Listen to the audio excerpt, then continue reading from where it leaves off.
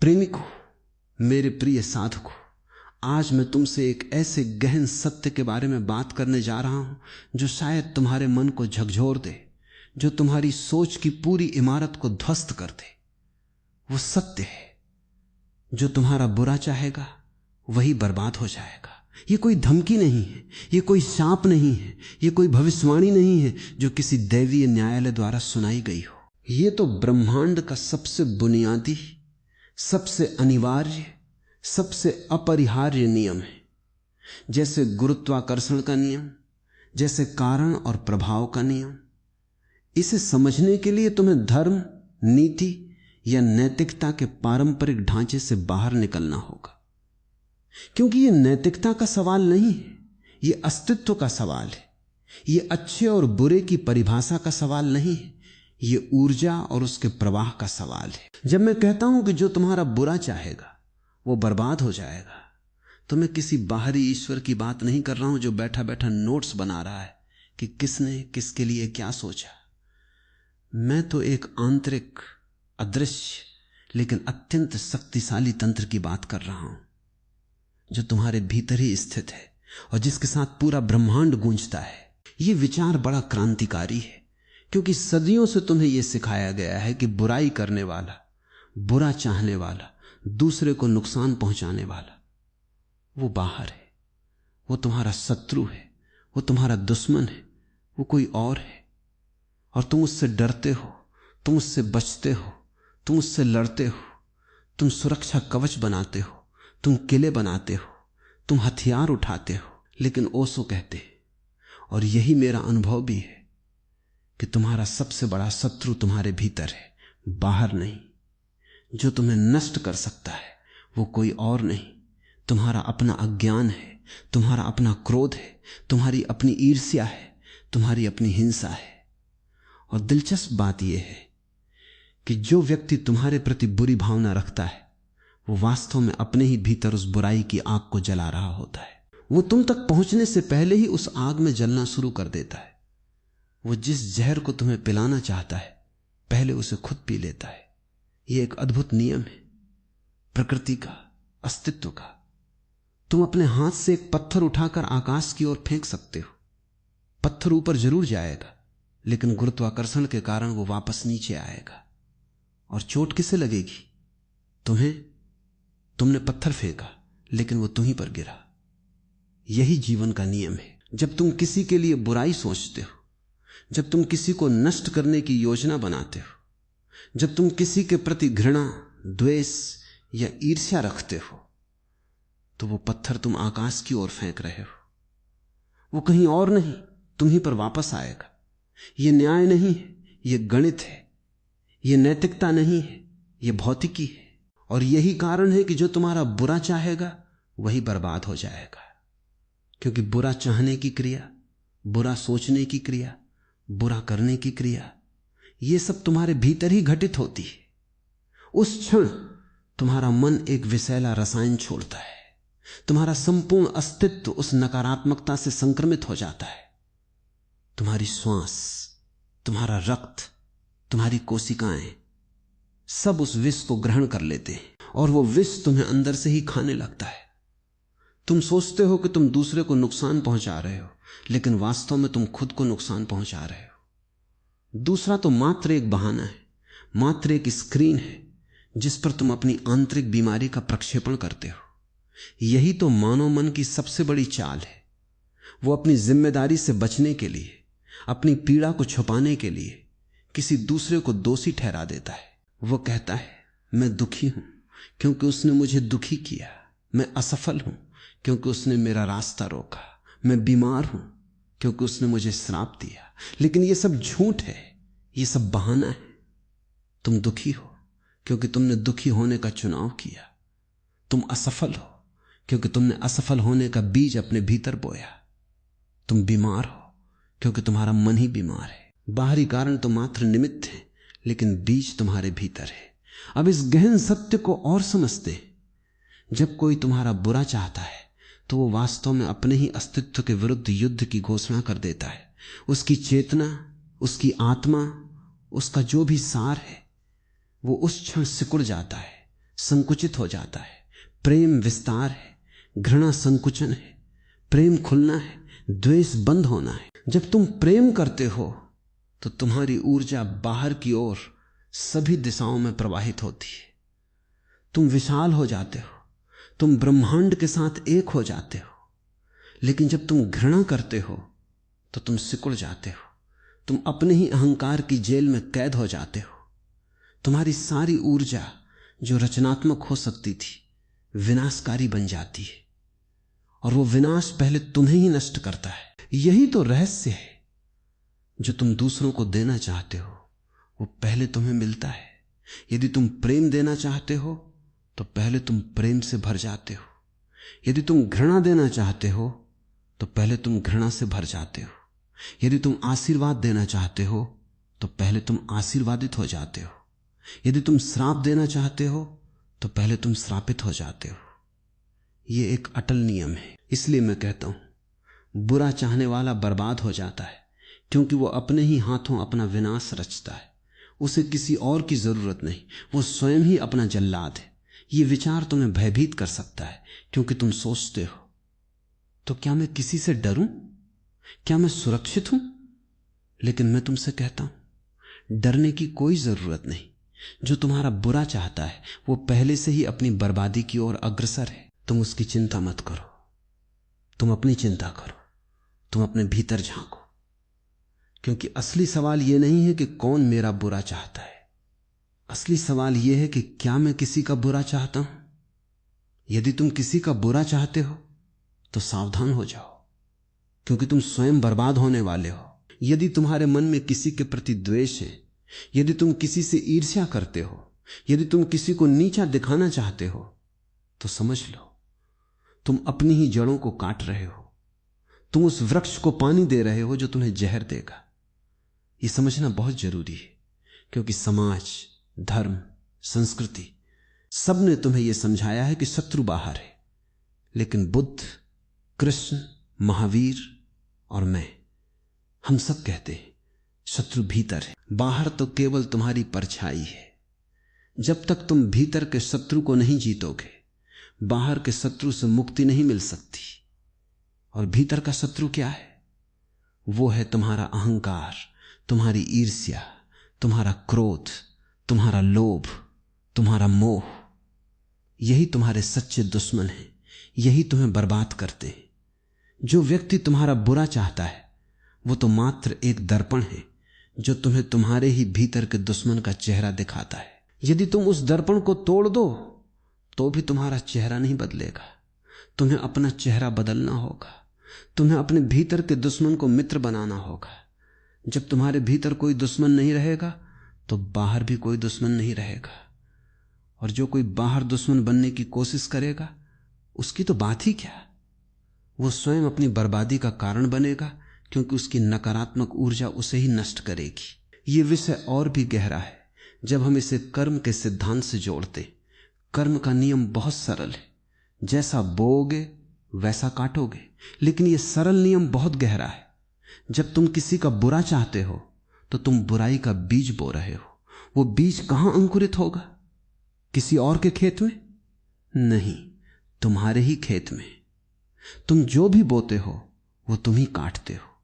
ये कोई बाहरी दंड नहीं, ये तुम्हारे अपने कर्मों का स्वाभाविक परिणाम है। यदि तुम आग से खेलते हो तो तुम जलोगे। यदि तुम कांटे बोते हो तो तुम्हें कांटे ही मिलेंगे।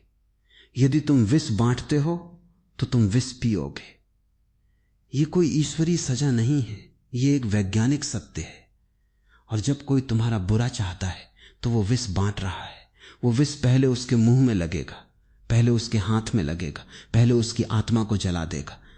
तुम तो बस एक बहाना हो, एक कारण हो। वह अपने ही भीतर की ज्वालामुखी को बाहर निकाल रहा है और वो ज्वालामुखी उसे ही निगल जाती है।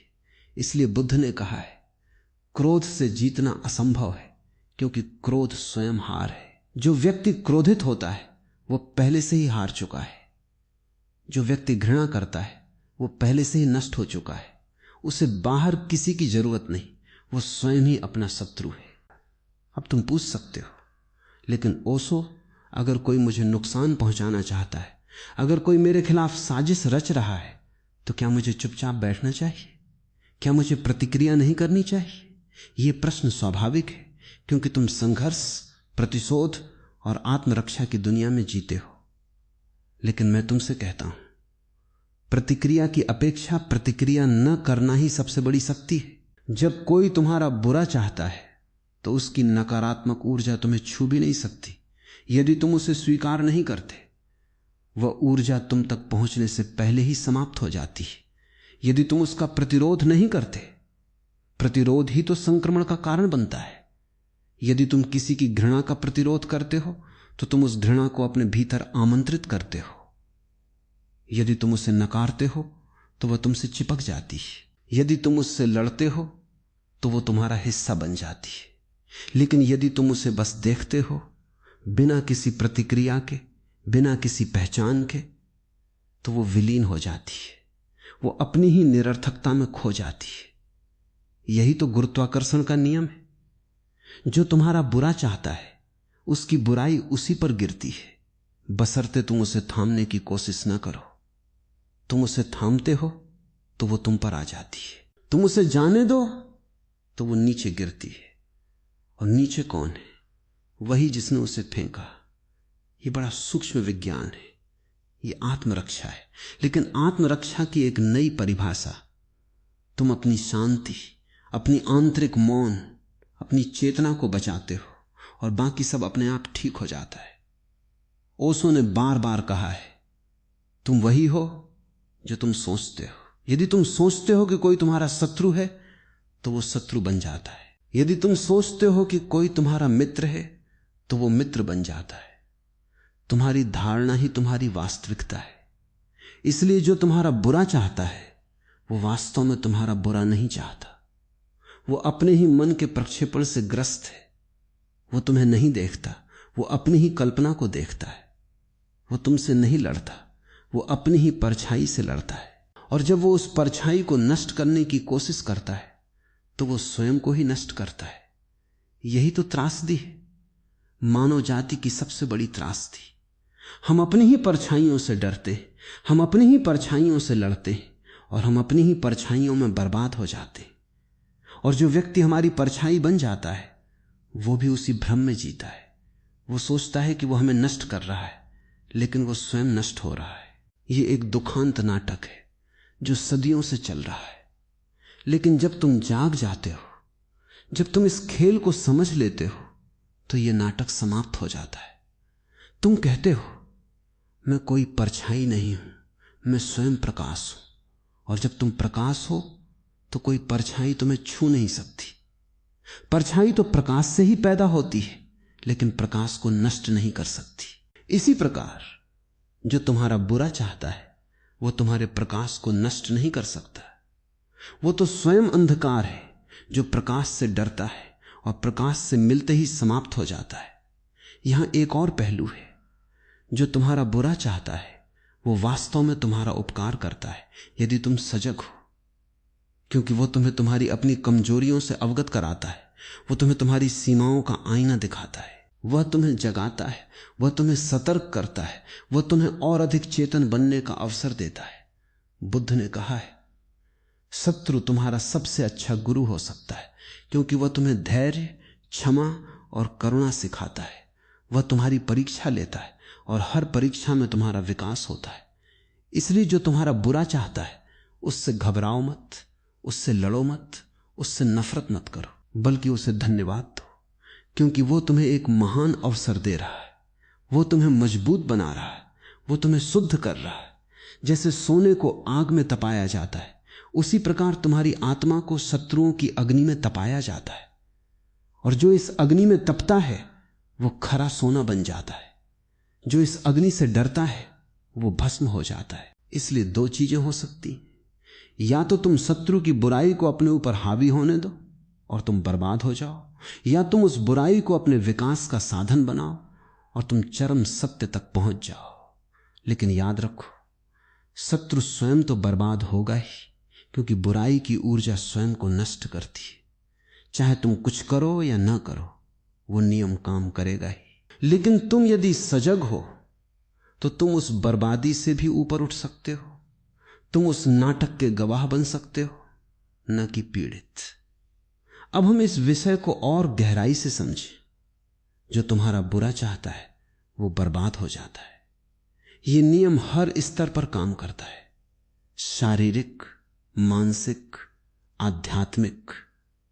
शारीरिक स्तर पर देखो, जो व्यक्ति लगातार क्रोध, घृणा और ईर्ष्या का अनुभव करता है उसका शरीर बीमार पड़ जाता है, उसका रक्तचाप बढ़ जाता है, उसका हृदय धड़कनें तेज हो जाती हैं, उसकी प्रतिरक्षा प्रणाली कमजोर हो जाती है। वह विष जो वो दूसरे के लिए पैदा करता है उसके रक्त में प्रवाहित होने लगता है। चिकित्सा विज्ञान भी अब यह मानने लगा है कि अधिकांश बीमारियां मनोदैहिक होती हैं, अर्थात मन के कारण शरीर बीमार होता है। और मन की सबसे बड़ी बीमारी है द्वेष, घृणा और बुराई की भावना। यह एक वैज्ञानिक सत्य है। नकारात्मक भावनाएं शरीर में विषैले रसायन छोड़ती हैं जो कोशिकाओं को नष्ट कर देते हैं।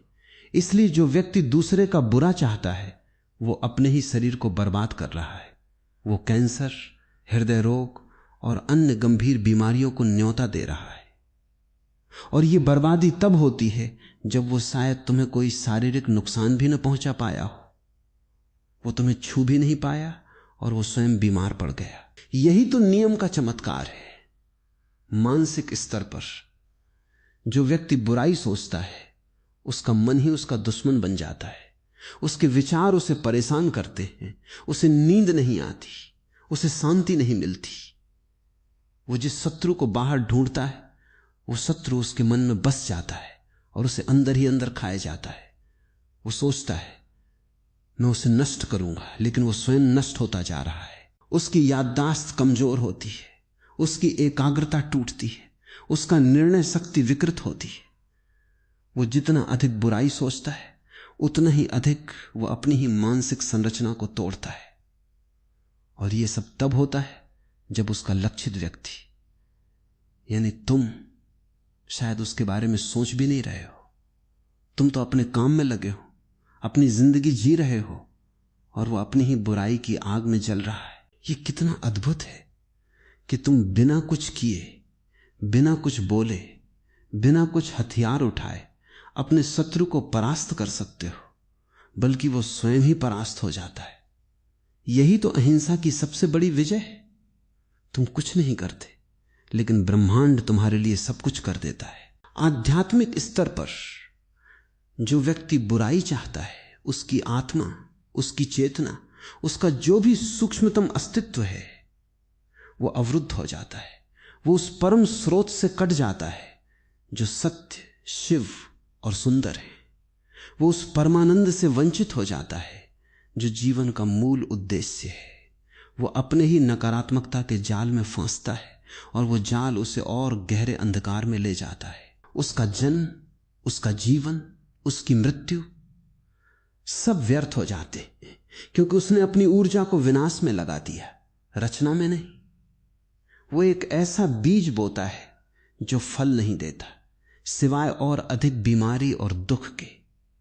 और ये बर्बादी अनंत काल तक चलती है, जन्म जन्मांतर तक। क्योंकि जो मन बुराई से भरा है वो मरने के बाद भी उसी बुराई के साथ यात्रा करता है। वो एक नया शरीर, एक नया जीवन, लेकिन पुरानी ही बुराई को लेकर जन्म लेता है। और फिर से वही खेल, फिर से वही दुख, फिर से वही बर्बादी। ये एक दुष्चक्र है जिससे मुक्ति पाने का एकमात्र उपाय है बुराई का त्याग, घृणा का त्याग, द्वेष का त्याग। लेकिन यह त्याग बाहरी नहीं, आंतरिक है। तुम्हें अपने मन से उस बुराई को निकालना होगा जो किसी और को नुकसान पहुंचाना चाहती है। और जब तुम ऐसा करोगे तो न केवल तुम बच जाओगे बल्कि वो भी बच जाएगा जो तुम्हारा बुरा चाहता था। क्योंकि तुम्हारी शांति, तुम्हारा प्रेम, तुम्हारी करुणा उसके नकारात्मक प्रक्षेपण को बेअसर कर देगी। तुम उसके लिए एक दर्पण बन जाओगे जिसमें वो अपनी बुराई को देख सकेगा और शायद उससे मुक्त हो सकेगा। यही तो सच्ची सेवा है, शत्रु का भी उद्धार करना। अब एक और बात, बर्बाद होना का क्या अर्थ है? ये जरूरी नहीं कि वो मर जाए या उसकी संपत्ति नष्ट हो जाए या उसे सामाजिक रूप से अपमानित किया जाए। बर्बाद होना का सबसे गहरा अर्थ है उसकी चेतना का विनाश, उसके आंतरिक सौंदर्य का लोप, उसके आनंद का अंत। वो जी सकता है, वो भौतिक रूप से समृद्ध हो सकता है, वो प्रतिष्ठित हो सकता है, लेकिन उसके भीतर एक मरघट है, एक शमशान है जहां उसकी सारी सकारात्मकता जलकर राख हो गई है। वो एक जीवित लाश है, चलता फिरता, बोलता सुनता, लेकिन मृत उसकी हंसी में दुख है, उसकी बातों में जहर है, उसकी आंखों में अंधकार है। उसने स्वयं को इस कदर बर्बाद कर लिया है कि अब उसे कोई बाहरी शक्ति नष्ट नहीं कर सकती, क्योंकि वो पहले से ही नष्ट है। यही तो सबसे बड़ी बर्बादी है, आत्मा की मृत्यु। और ये आत्मा की मृत्यु, ये आंतरिक विनाश उसी क्षण शुरू हो जाता है जब वो पहली बार किसी के प्रति बुराई की भावना रखता है। ये तुरंत नहीं होता, ये धीरे धीरे क्रमशः होता है। जैसे कोई पेड़ धीरे धीरे सूखता है जब उसकी जड़ें कट जाती हैं, लेकिन अंततः वो सूख ही जाता है। इसी प्रकार बुराई का पोषण करने वाला व्यक्ति धीरे धीरे सूखता है, धीरे धीरे अपनी आंतरिक जीवंतता खोता है और एक दिन वो पूर्णतः बर्बाद हो जाता है, चाहे वो बाहर से कितना भी सफल या समृद्ध क्यों न दिखे। इस नियम को समझने के लिए तुम्हें ऊर्जा की प्रकृति को समझना होगा। ब्रह्मांड में सारी ऊर्जा एक है, एक ही स्रोत से निकलती है, एक ही दिशा में बहती है और एक ही लक्ष्य की ओर जाती है। वो है विकास, विस्तार और आनंद। जब कोई व्यक्ति बुराई सोचता है तो वो उस ऊर्जा के प्रवाह के विपरीत जाता है। वो धारा के प्रतिकूल तैरने की कोशिश करता है, और धारा के प्रतिकूल तैरना कितना कठिन है ये तुम जानते हो। वो थक जाता है, वो टूट जाता है और अंततः वो डूब जाता है। यही बर्बादी है। जो प्रेम करता है वो धारा के साथ बहता है, वो आनंदित होता है, वो तरोताजा होता है, वो मंजिल पर पहुंच जाता है। लेकिन जो घृणा करता है वो धारा के विरुद्ध जाता है, वो संघर्ष करता है, वो पीड़ित होता है और वो कभी मंजिल नहीं पाता। ये बहुत सरल गणित है, फिर भी मानव मन इसे समझने से इनकार करता है, क्योंकि उसे अपनी घृणा, अपने द्वेष, अपनी ईर्ष्या से प्रेम हो गया है। वह उन्हें पकड़े रहना चाहता है क्योंकि वे उसे शक्ति का भ्रम देते, लेकिन वो शक्ति वास्तविक नहीं है, वो केवल एक भ्रम है। जैसे कोई व्यक्ति ज्वालामुखी के मुंह पर खड़ा होकर कहे कि मैं शक्तिशाली हूं, जबकि वो उसी ज्वालामुखी में जलकर राख होने वाला है। बुराई की ऊर्जा भी ऐसी ही है, वो तुम्हें शक्ति का एहसास तो देती है लेकिन वही तुम्हें नष्ट कर देती है। तो जो तुम्हारा बुरा चाहेगा वही बर्बाद हो जाएगा। ये केवल एक कथन नहीं है, ये एक अनुभव है। ये मैं अपने अनुभव से कह रहा हूं, ये बुद्ध ने अपने अनुभव से कहा, ये कृष्ण ने अपने अनुभव से कहा। और यदि तुम इस पर थोड़ा ध्यान दो, थोड़ा सजग हो जाओ, तो तुम भी इसे अपने जीवन में देख सकते हो। उन लोगों को देखो जिन्होंने अपना जीवन दूसरों के प्रति द्वेष और ईर्ष्या में बिताया। क्या वे सुखी हैं? क्या वे शांत हैं? क्या उनके चेहरे पर वो चमक है जो सच्चे आनंद से आती है? नहीं, वे तो मुरझाए हुए, बोझिल और व्यथित हैं। और जो लोग प्रेम और करुणा में जीते हैं, जो कभी किसी का बुरा नहीं चाहते, उन्हें देखो वे कैसे प्रसन्न, कैसे उल्लसित, कैसे जीवंत हैं। यह अनुभव ही प्रमाण है। तुम्हें किसी शास्त्र की आवश्यकता नहीं, किसी गुरु की आवश्यकता नहीं। बस अपनी आंखें खोलो और अपने आसपास देखो। सत्य स्वयं को प्रकट कर रहा है, और यह सत्य यही कहता है, बुराई स्वयं को नष्ट करती है, भलाई स्वयं को बचाती है, और दोनों के बीच कोई संघर्ष नहीं है, कोई युद्ध नहीं है। बस एक प्राकृतिक नियम है जो निष्पक्ष है, जो न्याय संगत है, जो कभी विफल नहीं होता। अब तुम कहोगे, लेकिन ओशो, अगर मैं किसी का बुरा नहीं चाहता तो क्या मुझे उससे प्रेम करना चाहिए जो मेरा बुरा चाहता है? यह प्रश्न बहुत महत्वपूर्ण है। मैं कहूंगा, प्रेम करो, लेकिन कर्तव्य से नहीं, दबाव से नहीं, नियम से नहीं। प्रेम तो एक स्वाभाविक घटना है। जब तुम समझ जाओगे कि जो तुम्हारा बुरा चाहता है वो स्वयं बर्बाद हो रहा है, तो तुम्हारे भीतर उसके प्रति एक करुणा पैदा होगी। तुम उससे प्रेम नहीं करोगे, बल्कि तुम उसके प्रति करुणामय हो जाओगे। तुम कहोगे, बेचारा वो नहीं जानता कि वो क्या कर रहा है, वो अपने ही अंधकार में खोया हुआ है। यही तो जीसस का संदेश था, हे प्रभु इन्हें क्षमा कर, क्योंकि ये नहीं जानते कि ये क्या कर रहे हैं। जो व्यक्ति तुम्हारा बुरा चाहता है वो वास्तव में नहीं जानता कि वो क्या कर रहा है। वो अपनी अज्ञानता का शिकार है। वो बुराई इसलिए चाहता है क्योंकि उसे लगता है कि इससे उसे कुछ मिलेगा, शक्ति, प्रतिष्ठा या संतुष्टि, लेकिन उसे कुछ नहीं मिलता सिवाय दुख के। वो एक भोली भाली आत्मा है जो गलत दिशा में जा रही है। इसलिए तुम उससे घृणा नहीं कर सकते, तुम तो उस पर दया कर सकते हो। और ये दया, ये करुणा ही तो सच्चा प्रेम है। ये प्रेम नहीं है जो किसी से चिपकता है, ये प्रेम है जो दूसरे की पीड़ा को समझता है। इसलिए मैं कहता हूं, बुरा चाहने वाले से घृणा मत करो, क्योंकि घृणा तुम्हें भी बर्बाद कर देगी। घृणा का जवाब घृणा से नहीं, घृणा का जवाब करुणा है। यही तो युद्ध को समाप्त करने का एकमात्र उपाय है। जब तुम दुश्मन को भी मित्र की दृष्टि से देखने लगते हो, तब न तो वो दुश्मन रहता है और न तुम्हारा कोई दुश्मन होता है। और जब कोई दुश्मन नहीं होता तो बर्बादी का कोई कारण नहीं होता। बर्बादी तो केवल द्वेष से पैदा होती, और द्वेष जब समाप्त हो जाता है तो बर्बादी भी समाप्त हो जाती है। लेकिन ध्यान रखो, ये करुणा, ये क्षमा कोई कमजोरी नहीं है, ये सबसे बड़ी ताकत है। क्षमा करना आसान नहीं है, विशेषकर उस व्यक्ति को क्षमा करना जिसने तुम्हें ठेस पहुंचाई हो, जिसने तुम्हें नुकसान पहुंचाया हो, जिसने तुम्हारा बुरा चाहा हो।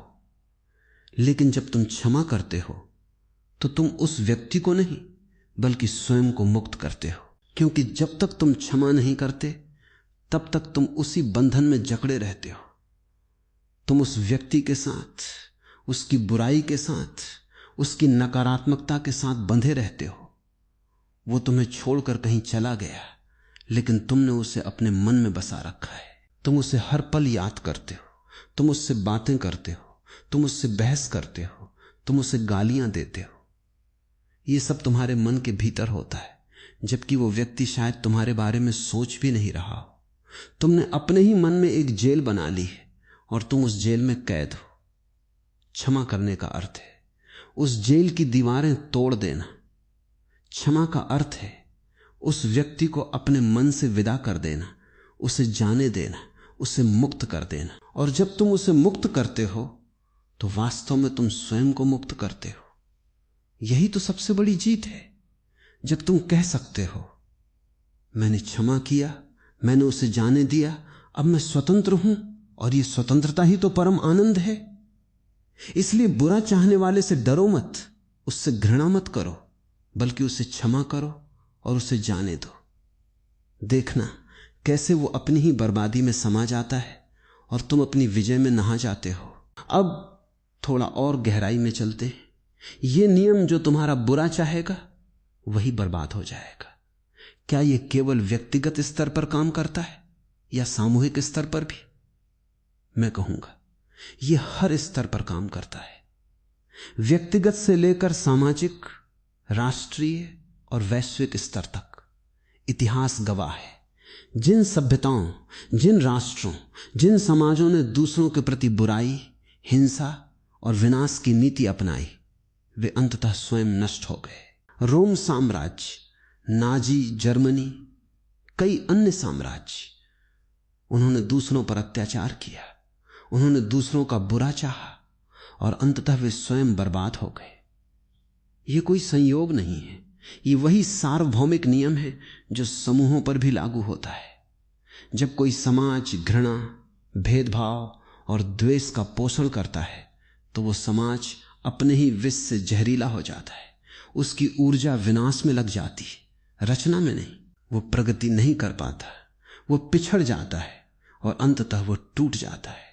यही कारण है कि बुद्ध, महावीर और मैं, हम सब शांति, अहिंसा और करुणा का प्रचार करते हैं, क्योंकि यही एकमात्र रास्ता है, न केवल व्यक्ति के लिए बल्कि पूरी मानवता के लिए। यदि मानवता को बचना है तो उसे बुराई, हिंसा और द्वेष का त्याग करना होगा, अन्यथा वो स्वयं को बर्बाद कर लेगी। ये कोई नैतिक उपदेश नहीं है, ये एक चेतावनी है। जो लोग हथियार उठाते हैं, जो युद्ध छेड़ते हैं, जो दूसरों को नष्ट करना चाहते हैं, वे अंततः स्वयं नष्ट हो जाते हैं। इतिहास यही सिखाता है, और यदि हम इससे सबक नहीं लेते तो हम भी उसी रास्ते पर होंगे। लेकिन प्रियो, ये सब तुम्हें एक सत्य की ओर ले जाता है कि तुम्हारा सबसे बड़ा रक्षक तुम स्वयं हो और तुम्हारा सबसे बड़ा शत्रु भी तुम स्वयं हो। जो तुम्हारा बुरा चाहता है वो बर्बाद हो जाता है, लेकिन यदि तुम भी किसी का बुरा चाहते हो तो तुम भी बर्बाद हो जाओगे। इसलिए मैं तुमसे कहता हूं, अपने मन को निर्मल करो, अपने हृदय को प्रेम से भरो, अपनी चेतना को जगाओ। जब तुम सजग हो, जब तुम संवेदनशील हो, तो कोई भी बुराई तुम्हें छू नहीं सकती, न तो तुम्हारी न दूसरों की। और जो लोग तुम्हारा बुरा चाहेंगे वे अपनी ही बुराई के भार तले दब जाएंगे, जबकि तुम शांत, स्थिर और आनंदित रहोगे। यही तो ओशो का संदेश है। जागो और अपने आप को पहचानो। अपने आप को पहचानना ही सबसे बड़ी रक्षा है, सबसे बड़ी शक्ति है और सबसे बड़ा ज्ञान है। जब तुम अपने आप को जान लेते हो तो तुम जान लेते हो कि तुम अमर हो, तुम अजेय हो, तुम शाश्वत हो। कोई भी बुराई, कोई भी शत्रु, कोई भी नकारात्मकता तुम्हें नष्ट नहीं कर सकती, क्योंकि तुम उस परम सत्य के साथ एक हो जो सभी बुराइयों से परे है। और जो लोग इस सत्य से अनभिज्ञ हैं वे अपने अज्ञान में भटकते हैं और भटकते भटकते वे बर्बाद हो जाते हैं। यही तो नियम है, यही तो रहस्य है और यही तो मुक्ति का द्वार है। अब एक और कोण, जो तुम्हारा बुरा चाहता है वो वास्तव में तुम्हारा ध्यान तुम्हारी ओर खींचता है। वो तुम्हें तुम्हारी ही यात्रा की ओर सचेत करता है। अक्सर ऐसा होता है कि जब हम सुख में होते हैं तो हम आत्मसंतुष्ट हो जाते हैं, हम अपनी वास्तविकता को भूल जाते हैं, हम बह जाते हैं। लेकिन जब कोई हमारा बुरा चाहता है तो हमें झटका लगता है, हम सजग हो जाते हैं, हम अपने भीतर झांकने लगते हैं, हम पूछते हैं क्या गलत है, मैंने क्या किया, मुझे क्या बदलना चाहिए। ये आत्मनिरीक्षण, ये सजगता हमारे विकास का मार्ग प्रशस्त करती है। इसलिए बुरा चाहने वाला अज्ञात रूप से हमारा उपकार करता है। वो हमें हमारी कमजोरियों से अवगत कराता है, वो हमें और अधिक पूर्ण बनने के लिए प्रेरित करता है। यही तो जीवन की विरोधाभासी सुंदरता है। जो हमें नष्ट करना चाहता है वही हमें बनाता है, जो हमें दुखी करना चाहता है वही हमें सजग बनाता है, जो हमारा बुरा चाहता है वही हमारी भलाई का कारण बनता है, बशर्ते हम सजग हों। यदि हम अज्ञानी हैं तो वो हमें नष्ट कर देगा, यदि हम सजग हैं तो वो हमें जगा देगा। ये विकल्प हमारा है। और जो व्यक्ति बुरा चाहता है वो इस खेल को नहीं जानता। वो सोचता है कि वो तुम्हें नष्ट कर रहा है, लेकिन वास्तव में वो तुम्हें जगा रहा है। और जब तुम जाग जाते हो तो वो अपनी ही नकारात्मकता में घिर कर बर्बाद हो जाता है। ये कितना न्यायपूर्ण है। जो गलत रास्ते पर चलता है वो ठोकर खाता है, जो सही रास्ते पर चलता है वो मंजिल पाता है। लेकिन दोनों के लिए एक ही रास्ता है, जीवन का अनुभव। ये अनुभव ही गुरु है, ये अनुभव ही शिक्षक है और ये अनुभव ही न्यायाधीश है। मैंने अक्सर कहा है कि शत्रु से डरो मत, उससे प्रेम करो, क्योंकि शत्रु तुम्हारी परीक्षा है और परीक्षा में ही तुम्हारा विकास होता है। बिना परीक्षा के, बिना चुनौती के तुम्हारी आत्मा कभी नहीं जागती। तुम सोए रहते हो, तुम सुस्त होते हो, तुम बेहोश होते हो। शत्रु तुम्हारी नींद को भंग करता है, वो तुम्हें झकझोरता है, वो तुम्हें बेचैन करता है। लेकिन ये बेचैनी ही तो जागने की पहली सीढ़ी है। इसलिए शत्रु का स्वागत करो, उसे गले लगाओ, उसे धन्यवाद दो, क्योंकि वो तुम्हारा मित्र है जो मित्रता के वेश में नहीं बल्कि शत्रुता के वेश में आया है। वो तुम्हें एक बहुमूल्य उपहार देता है, सजगता का उपहार। और जो इस उपहार को ग्रहण करता है वो कभी बर्बाद नहीं होता, वो तो और भी प्रकाशमान हो जाता है। लेकिन जो इस उपहार को अस्वीकार करता है, जो शत्रु से घृणा करता है, जो उससे लड़ता है, वो स्वयं उसी लड़ाई में बर्बाद हो जाता है। और शत्रु भी, दोनों एक दूसरे को नष्ट करते हैं और दोनों नष्ट हो जाते हैं। यही तो संसार की सबसे बड़ी त्रासदी है। दो लोग जो एक दूसरे को नष्ट करना चाहते हैं, अंततः एक दूसरे को नष्ट करके स्वयं भी नष्ट हो जाते हैं। और इस पूरे नाटक में कोई विजेता नहीं होता, सिर्फ हारने वाले होते हैं। लेकिन जो इस नाटक से ऊपर उठ जाता है, जो शत्रु को मित्र की दृष्टि से देखता है, वो न तो शत्रु को नष्ट करता है न स्वयं को। वो तो बस एक साक्षी बन जाता है, और उस साक्षी होने में ही उसकी विजय है। और वो विजय ऐसी है जिसमें कोई पराजित नहीं होता, न वो न शत्रु, दोनों बच जाते हैं, क्योंकि युद्ध ही समाप्त हो जाता है। यही तो सच्ची शांति है, यही तो सच्चा सुख है, यही तो सच्चा जीवन है। अब आओ थोड़ा और आगे बढ़े। ये नियम, जो तुम्हारा बुरा चाहेगा वही बर्बाद हो जाएगा, क्या ये केवल मानवीय संबंधों तक सीमित है या ये संपूर्ण अस्तित्व पर लागू होता है? मैं कहता हूं ये संपूर्ण अस्तित्व का नियम है। ये केवल इंसानों के बीच नहीं, बल्कि पेड़ पौधों, जानवरों और यहां तक कि निर्जीव वस्तुओं के बीच भी काम करता है। जो ऊर्जा विनाशकारी है वो स्वयं को नष्ट करती है। ये एक सार्वभौमिक सत्य है। एक पेड़ जो दूसरे पेड़ को जहर देता है, वो स्वयं भी उस जहर से प्रभावित होता है। एक जानवर जो दूसरे को मारता है, वो स्वयं भी हिंसा की ऊर्जा से ग्रस्त होता है। यहां तक कि निर्जीव वस्तुएं, जैसे कि एक इमारत जो ढहने वाली हो, वो अपने भार से ही ढह जाती है। ये सब एक ही नियम का परिणाम है कि जो भी विनाशकारी है वो स्वयं विनाश को आमंत्रित करता है, और जो रचनात्मक है वो स्वयं रचना का आनंद लेता है। इसलिए यदि तुम रचनात्मक हो, यदि तुम प्रेम करते हो, यदि तुम जीवन को संजोते हो, तो तुम स्वयं को बचाते हो और तुम ब्रह्मांड के साथ सामंजस्य में रहते हो। और यदि तुम विनाशकारी हो, यदि तुम घृणा करते हो, यदि तुम जीवन को नष्ट करना चाहते हो, तो तुम स्वयं को नष्ट करते हो और तुम ब्रह्मांड के साथ संघर्ष में रहते हो। यह संघर्ष ही बर्बादी है और यह सामंजस्य ही उत्कर्ष है। यह बहुत सरल है, फिर भी लोग इसे समझने में विफल रहते हैं, क्योंकि उनका अहंकार उन्हें अंधा कर देता है। अहंकार कहता है मैं दूसरे को नष्ट कर सकता हूं और मैं बच सकता हूं, लेकिन यह अहंकार का भ्रम है, वास्तविकता नहीं। वास्तविकता यह है कोई भी नष्ट नहीं कर सकता बिना स्वयं नष्ट हुए। यह एक अटल सत्य है। तो फिर प्रश्न उठता है, क्या हमें बुराई से लड़ना चाहिए? यदि हम बुराई से लड़ते हैं तो क्या हम स्वयं बुराई नहीं बन जाते? यह एक गहन दुविधा है जिसका सामना हर सजग व्यक्ति करता है। मैं कहूंगा बुराई से लड़ने का एकमात्र उपाय बुराई न होना है। बुराई को मत हराओ, बल्कि उसे प्रेम से घेर लो, उसे करुणा से भर दो, उसे समझ से समाप्त कर दो। जैसे अंधकार को प्रकाश से हराया जाता है। तुम अंधकार से नहीं लड़ते, तुम बस दिया जलाते हो और अंधकार स्वयं समाप्त हो जाता है। इसी प्रकार बुराई को बुराई से नहीं, प्रेम से हराया जाता है। घृणा को घृणा से नहीं, करुणा से हराया जाता है। द्वेष को द्वेष से नहीं, मैत्री से हराया जाता है। यही तो महात्मा बुद्ध का संदेश था, यही तो महावीर का संदेश था, और यही मेरा संदेश है कि बुराई के प्रति भी करुणा रखो, क्योंकि बुराई भी एक बीमारी है, एक अज्ञानता है, एक भूल है, और बीमारी को दवा से ठीक किया जाता है, युद्ध से नहीं।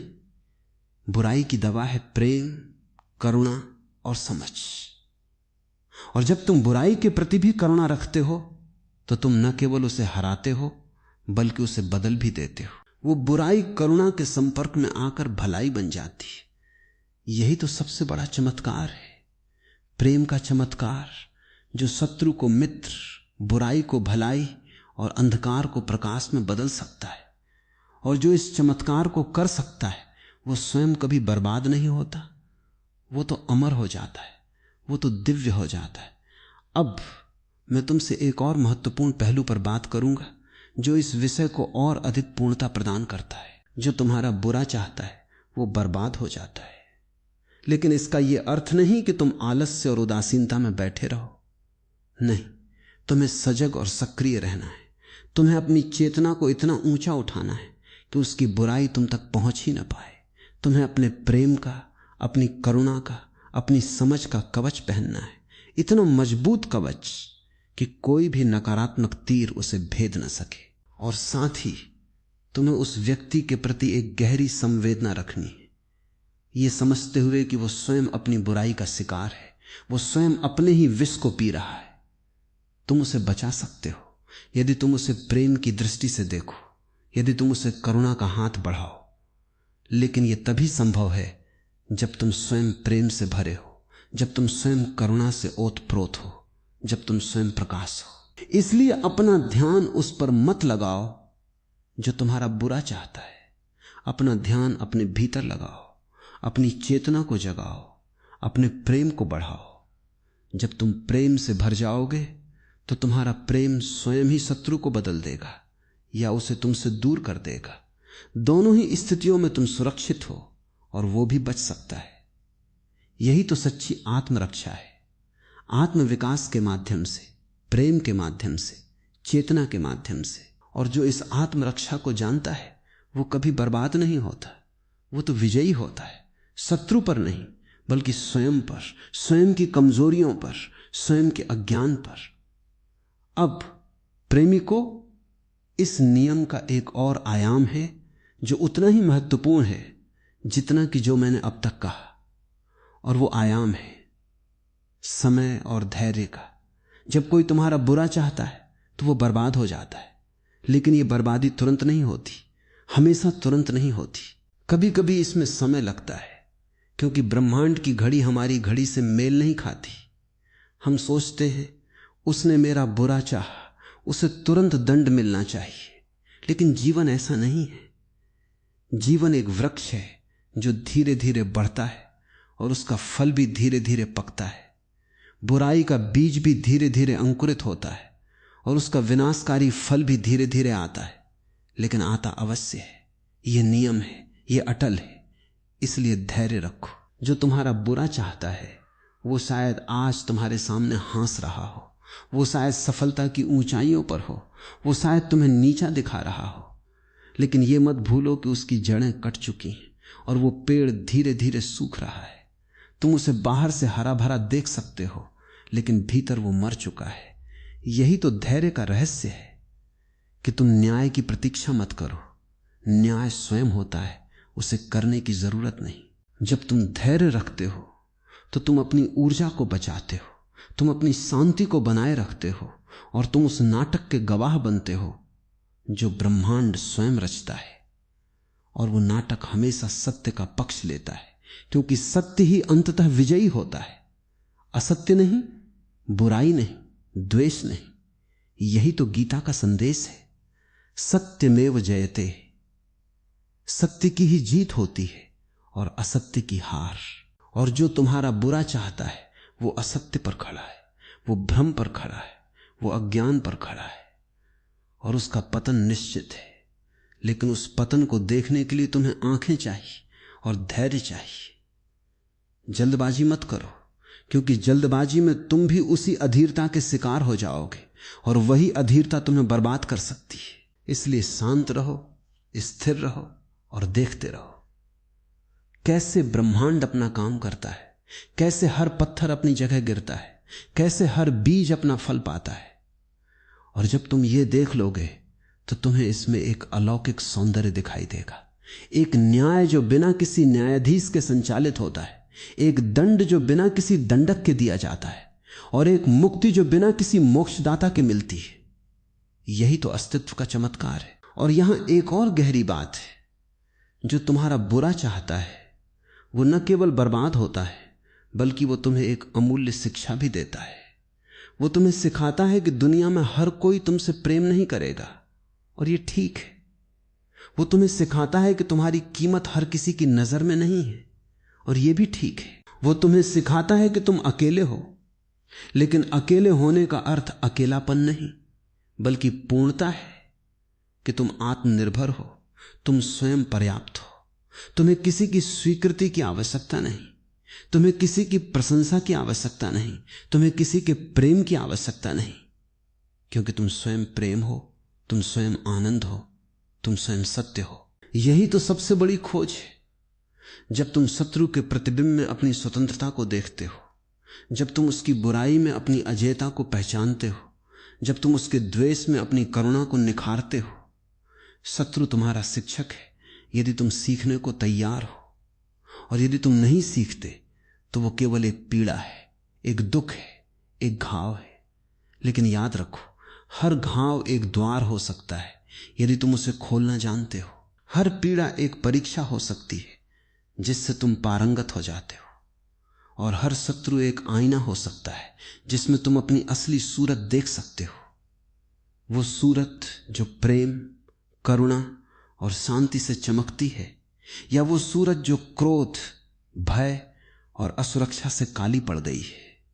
चुनाव तुम्हारा है कि तुम उस आईने में क्या देखना चाहते हो। और यदि तुम सजग हो तो तुम अपनी असली सूरत को पहचान लोगे, और उस पहचान के साथ ही तुम सभी शत्रुओं से मुक्त हो जाओगे, क्योंकि तुम्हें अपनी असली पहचान मिल गई और वो पहचान किसी भी बुराई से परे है। अब और आगे बढ़े। ये नियम तुम्हें यह भी बताता है कि तुम दूसरे की बुराई से कभी नष्ट नहीं हो सकते जब तक कि तुम स्वयं उसे अपने भीतर न आमंत्रित करो। यह बड़ा महत्वपूर्ण है। कोई भी तुम्हारा बुरा चाह सकता है, कोई तुम्हारे खिलाफ साजिश रच सकता है, कोई तुम्हें नुकसान पहुंचाने की कोशिश कर सकता है, लेकिन वह तुम्हें तब तक नहीं छू सकता जब तक तुम उसकी नकारात्मकता को अपनी चेतना में प्रवेश नहीं देते। तुम एक किले की तरह हो।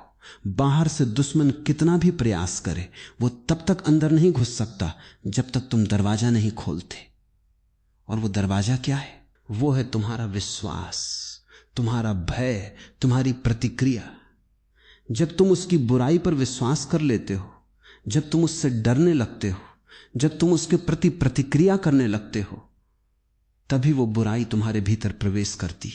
लेकिन यदि तुम न तो विश्वास करो, न डरो, न प्रतिक्रिया करो, तो वो बुराई बाहर ही रह जाती है और वो बाहर ही अपनी बर्बादी को प्राप्त होती है। यही तो सच्ची सुरक्षा है। अपनी चेतना के दरवाजे बंद रखना, अपनी शांति की रक्षा करना, अपने आनंद को अछूता रखना। और ये सब तभी संभव है जब तुम अपने भीतर इतना प्रकाश जला लो कि कोई अंधकार तुम्हें छू ही न सके। प्रकाश अंधकार को नष्ट नहीं करता, लेकिन अंधकार प्रकाश के सामने टिक नहीं सकता, वो विलीन हो जाता है। इसी प्रकार प्रेम घृणा को नष्ट नहीं करता, लेकिन घृणा प्रेम के सामने टिक नहीं सकती, वो अपने आप पिघल जाती है। इसलिए अपने प्रेम को, अपनी करुणा को, अपनी चेतना को इतना प्रखर बनाओ कि कोई बुराई तुम्हारे निकट भी ना आ सके। यही तो आत्मरक्षा की सर्वोच्च कला है। आत्मविकास, आत्मप्रकाश, आत्म प्रेम। और यहां मैं तुम्हें एक और गहन रहस्य बताता हूं। जो तुम्हारा बुरा चाहता है वो वास्तव में तुम्हारा ही एक अंश है जो तुमसे अलग हो गया है। ब्रह्मांड में कोई भी दूसरा नहीं है, सब कुछ एक है, सब कुछ परस्पर जुड़ा है। तुम और वो व्यक्ति जो तुम्हारा बुरा चाहता है एक ही सागर की दो लहरें हों, एक ऊपर उठी, एक नीचे गई, लेकिन सागर एक ही है। जब वो तुमसे द्वेष करता है तो वो स्वयं से, अपने ही अस्तित्व से, अपने ही सागर से द्वेष करता है। और सागर से द्वेष करने का अर्थ है स्वयं को काटना, स्वयं को नष्ट करना। यही कारण है कि वो बर्बाद हो जाता है, क्योंकि वो स्वयं के विरुद्ध जाता है, वो अपनी ही जड़ों को काटता है। और तुम यदि इस सत्य को समझ लो तो तुम उससे द्वेष नहीं कर सकते, क्योंकि वो तुम्हारा ही एक रूप है, वो तुम्हारी ही यात्रा का एक हिस्सा है, वो तुम्हारी ही कहानी का एक पात्र है। जब तुम ये समझ लेते हो तो करुणा स्वयं बहने लगती है। तुम उसके प्रति न तो घृणा करते हो, न भय, न क्षोभ। तुम बस उसे देखते हो जैसे कोई दर्पण में अपना प्रतिबिंब देखता है और जानता है कि वो प्रतिबिंब भी स्वयं ही है। और इस ज्ञान में उसकी बुराई तुम्हें प्रभावित नहीं करती, क्योंकि वो तुम्हारे सत्य को छू ही नहीं सकती। वो तो केवल उस सतह को छूती है जो तुम नहीं हो। तुम तो गहराई हो, तुम तो आत्मा हो, तुम तो अनंत हो। और अनंत को कोई बुराई नष्ट नहीं कर सकती। अनंत तो सदा रहता है, चाहे कितनी भी लहरें उठे या गिरे। अब इस नियम को व्यावहारिक जीवन में कैसे उतारा जाए, यही तो सबसे बड़ा प्रश्न है। तुम रोजमर्रा की जिंदगी में लोगों से मिलते हो, कोई तुम्हें कटु वचन कहता है, कोई तुम्हारी आलोचना करता है, कोई तुम्हें धोखा देता है, कोई तुम्हारी सफलता से ईर्ष्या करता है। इन सब स्थितियों में तुम क्या करते हो? सामान्यतः तुम प्रतिक्रिया करते हो, तुम क्रोधित होते हो, तुम दुखी होते हो, तुम बदला लेने की सोचते हो, तुम अपने आप को शिकायतों से भर लेते हो। लेकिन यह सब तुम्हें बर्बाद करता है, उस व्यक्ति को नहीं। वो तो अपनी बुराई में जल ही रहा है और तुम उसके साथ जलने लगते हो। तुम दोनों एक ही आग में झुलसते हो। लेकिन यदि तुम सजग हो तो तुम प्रतिक्रिया की जगह प्रतिक्रिया न करने का अभ्यास करते हो। तुम बस देखते हो, बिना किसी आसक्ति के, बिना किसी पहचान के। तुम कहते हो यह व्यक्ति क्रोधित है, यह मुझ पर थोप रहा है, लेकिन मैं वो नहीं हूं जिस पर यह थोपा जा रहा है। मैं तो बस एक साक्षी हूं। और जब तुम साक्षी बन जाते हो तो उसकी बुराई तुम्हें छूती नहीं, वो बाहर ही रह जाती है और बाहर ही वो अपनी बर्बादी को पूरा करती है। तुम शांत रहते हो, तुम मुस्कुराते हो, तुम अपने रास्ते चलते हो और वो व्यक्ति अपनी नकारात्मकता में उलझा रहता है, धीरे धीरे गहरे अंधकार में डूबता जाता है। यही तो अहिंसा का व्यावहारिक रूप है, न केवल शारीरिक बल्कि मानसिक, भावनात्मक, कि तुम दूसरे की बुराई को अपने भीतर न आने दो और उसे उसके ही बोझ तले दबने दो। यह कोई निष्क्रियता नहीं है, यह एक सक्रिय सजगता है, एक क्रांतिकारी सजगता जो तुम्हें परम स्वतंत्रता देती है। और इस स्वतंत्रता में तुम पाओगे कि धीरे धीरे तुम्हारे आसपास बुराई करने वाले लोग या तो बदल जाते हैं या तुमसे दूर चले जाते हैं, क्योंकि तुम उन्हें वो प्रतिक्रिया नहीं देते जिसकी उन्हें आदत है, जिसकी उन्हें तलब है। वे तुम्हारी शांति से असहज हो जाते हैं और वे या तो स्वयं को सुधार लेते हैं या तुम्हें छोड़ देते हैं। दोनों ही स्थितियों में तुम विजयी हो। तुम्हारी विजय शांति है और उनकी विजय है संभवतः उनका उद्धार या कम से कम उनकी बर्बादी का त्वरण। यही तो सच्ची जीत है, जहां कोई हारता नहीं, या यदि कोई हारता है तो वो स्वयं ही अपनी हार का कारण होता है। इसके अतिरिक्त मैं तुम्हें यह भी बताना चाहता हूं कि यह नियम उल्टा भी काम करता है। यानी यदि तुम किसी का भला चाहते हो, यदि तुम किसी के प्रति प्रेम, करुणा और शुभकामनाएं भेजते हो, तो वो भलाई पहले तुम तक आती है। तुम प्रेम देते हो तो प्रेम तुम्हें मिलता है, तुम आशीर्वाद देते हो तो आशीर्वाद तुम पर बरसता है, तुम सहायता करते हो तो सहायता तुम्हारे पास आती है। यही तो जीवन का सुनहरा नियम है। जैसा तुम दोगे वैसा तुम पाओगे। यदि तुम भलाई का बीज बोते हो तो भलाई की फसल काटते हो, यदि तुम बुराई का बीज बोते हो तो बुराई की फसल काटते हो। इसलिए जो तुम चाहते हो कि दूसरे तुम्हारे साथ करें, पहले तुम वही दूसरों के साथ करो। यही तो सारा धर्म है, यही तो सारा जीवन है, यही तो सारी साधना है। और जब तुम इस सत्य को जीते हो तो तुम न केवल स्वयं को बचाते हो बल्कि पूरे ब्रह्मांड को एक बेहतर स्थान बनाते हो। तुम्हारा एक छोटा सा प्रेम का कार्य, एक छोटी सी करुणा की क्रिया पूरी दुनिया में गूंज सकती है और हजारों लोगों के जीवन को बदल सकती है। यही तो महात्मा बुद्ध, जीसस, महावीर और सभी महापुरुषों ने किया। उन्होंने बुराई का जवाब भलाई से दिया, घृणा का जवाब प्रेम से दिया, और उन्होंने दिखा दिया कि यही एकमात्र रास्ता है। और वे स्वयं कभी बर्बाद नहीं हुए, वे तो अमर हो गए। उनकी वाणी आज भी हमारे बीच जीवित है, उनकी ऊर्जा आज भी हमें जगाती है। यही तो प्रमाण है कि प्रेम जीतता है, घृणा नहीं, भलाई जीतती है, बुराई नहीं, सत्य जीतता है, असत्य नहीं। और यही तो मैं तुमसे कह रहा हूं, जो तुम्हारा बुरा चाहता है वो बर्बाद हो जाता है, क्योंकि बुराई की प्रकृति ही बर्बादी है और भलाई की प्रकृति ही उत्कर्ष है। ये कोई यादृच्छिक नहीं, ये सृष्टि का मूल तत्व है।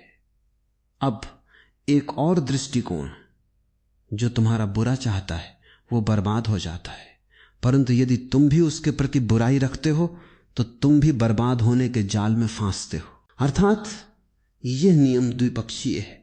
तुम बुराई का जवाब बुराई से देते हो तो तुम भी उसी नियम के अंतर्गत आ जाते हो और तुम भी बर्बाद हो सकते हो।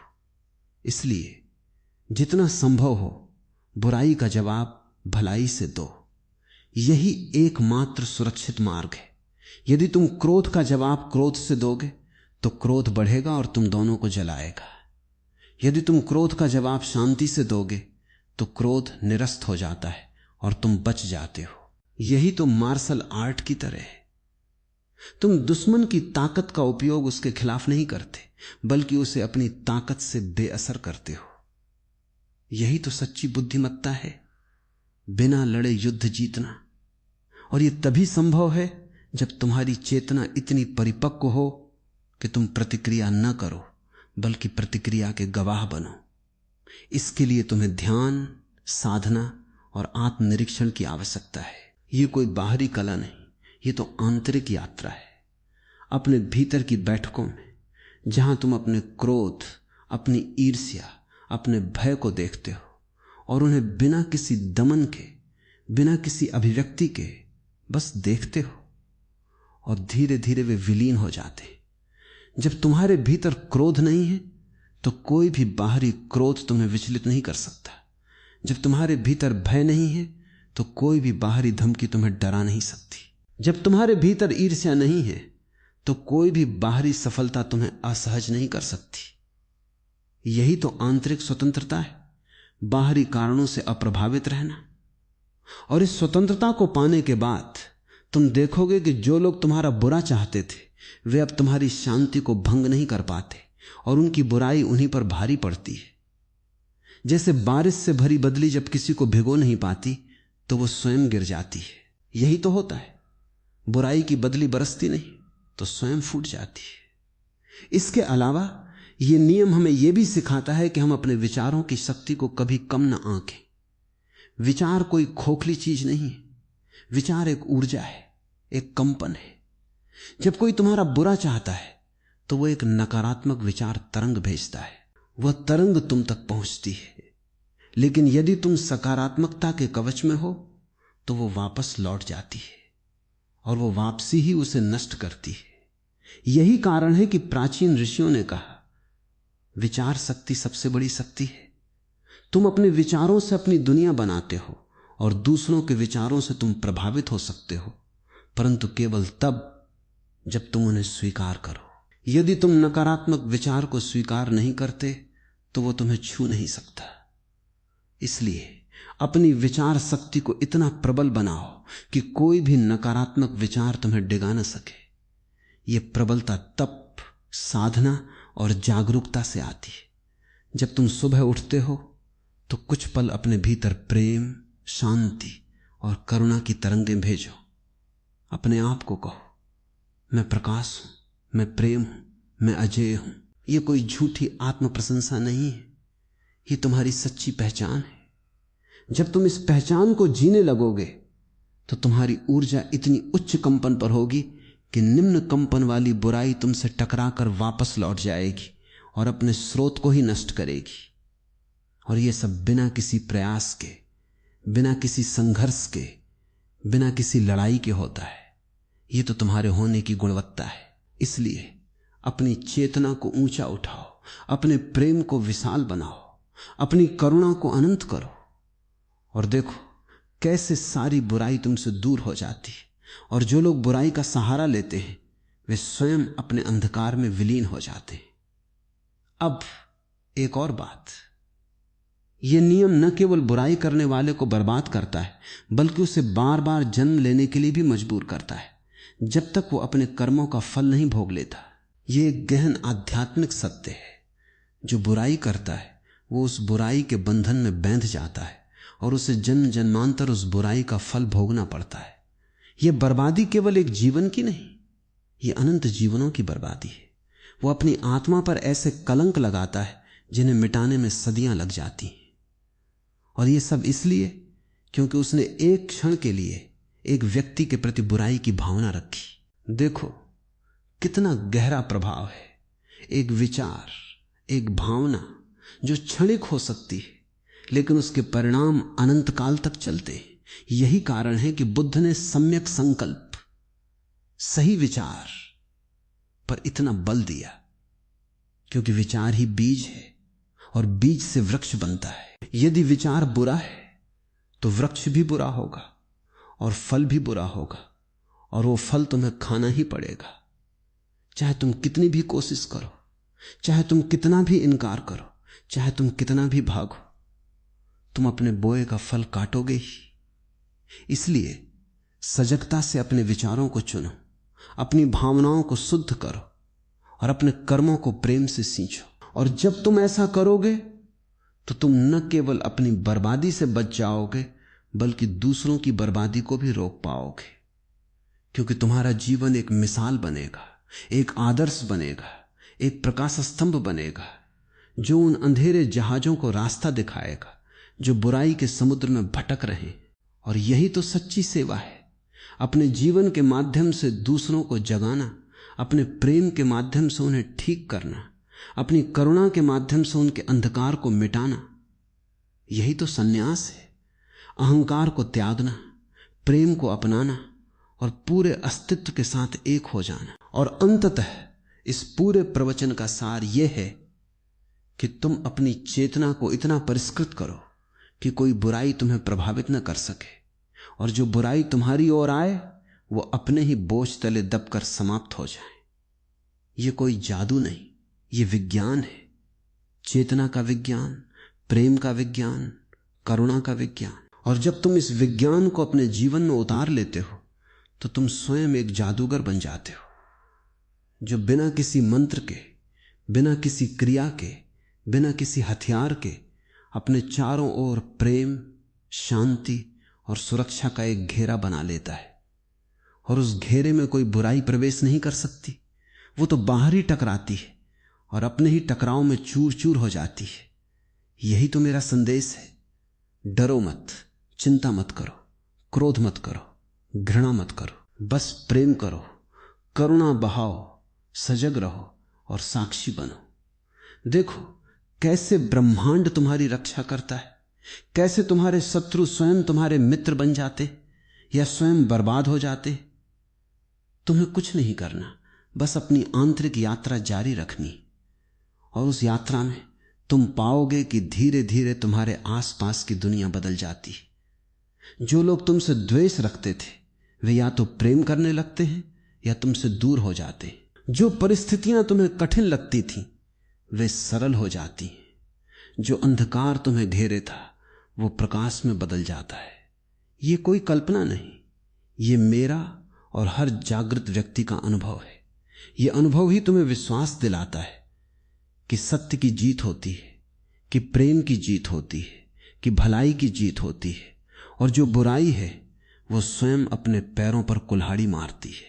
तो प्रिय साधकों, इस नियम को अपने हृदय में उतार लो, जो तुम्हारा बुरा चाहेगा वही बर्बाद हो जाएगा। इसे अपने जीवन का आधार बनाओ, इसे अपनी चेतना में रचा बसा लो, और जब भी कोई तुम्हारे प्रति बुराई करे याद रखना ये मेरी बर्बादी नहीं है, ये उसकी बर्बादी है। मैं तो बस एक साक्षी हूं, एक मुस्कान के साथ, एक शांत मन के साथ, एक प्रेम भरे हृदय के साथ। और इस मुस्कान में, इस शांति में, इस प्रेम में तुम सबसे बड़े विजेता हो। उस व्यक्ति पर नहीं बल्कि अपनी कमजोरियों पर, अपने भय पर, अपने अहंकार पर। और यही विजय परम विजय है, विजय आत्मा की, विजय सत्य की, विजय प्रेम की। और इस विजय के साथ तुम न केवल स्वयं बच जाते हो बल्कि पूरी मानवता को बचाने में योगदान करते हो, क्योंकि तुम्हारी एक सकारात्मक ऊर्जा, तुम्हारी एक प्रेमपूर्ण क्रिया, तुम्हारा एक सजग विचार पूरे ब्रह्मांड को सकारात्मक दिशा में ले जाता है। यही तो जिम्मेदारी है, यही तो कर्तव्य है और यही तो आनंद है। अपनी छोटी सी चेतना के माध्यम से अनंत का कल्याण करना। और जब तुम ये समझ जाते हो तो तुम किसी से डरते नहीं, तुम किसी के प्रति क्रोध नहीं करते, तुम किसी के प्रति द्वेष नहीं रखते। तुम बस एक पुष्प की तरह हो जो अपनी सुगंध को सभी दिशाओं में बिखेरता है, चाहे कोई उसे सूंघे या न सूंघे, चाहे कोई उसकी प्रशंसा करे या न करे, चाहे कोई उसे तोड़ दे या न तोड़े। वो पुष्प तो सुगंधित होता ही है क्योंकि ये उसका स्वभाव है। उसी प्रकार तुम्हारा स्वभाव है प्रेम, करुणा और सजगता। और इस स्वभाव में जीते हुए तुम न केवल बचते हो बल्कि अमर हो जाते हो, क्योंकि प्रेम अमर है, करुणा अमर है, सजगता अमर है। और जो तुम्हारा बुरा चाहता है वो अपनी बुराई के साथ मर जाता है, क्योंकि बुराई क्षणिक है, बुराई नश्वर है, बुराई अपने आप ही मृत्यु को गले लगाती है। यही तो सत्य है, यही तो धर्म है, यही तो जीवन की परम कला है। और मैं तुम सबको इसी कला का साधक बनने का आमंत्रण देता हूं। अभी से शुरू करो, आज से, इसी क्षण से अपने भीतर प्रेम जगाओ, बुराई को त्यागो और देखो कैसे तुम्हारा पूरा जीवन एक दिव्य नृत्य बन जाता है। और जो तुम्हारा बुरा चाहता है वो उसी नृत्य की रोशनी में स्वयं जलकर राख हो जाता है। धन्यवाद प्रेमी को, मैं तुमसे प्रेम करता हूं और तुम्हारे जागरण के लिए हमेशा तत्पर हूं। अब इस वाणी को अपने हृदय में उतारो और जियो, जियो एक नए जीवन को जो बुराई से परे है, जो प्रेम से भरा है, जो अनंत आनंद का सागर है।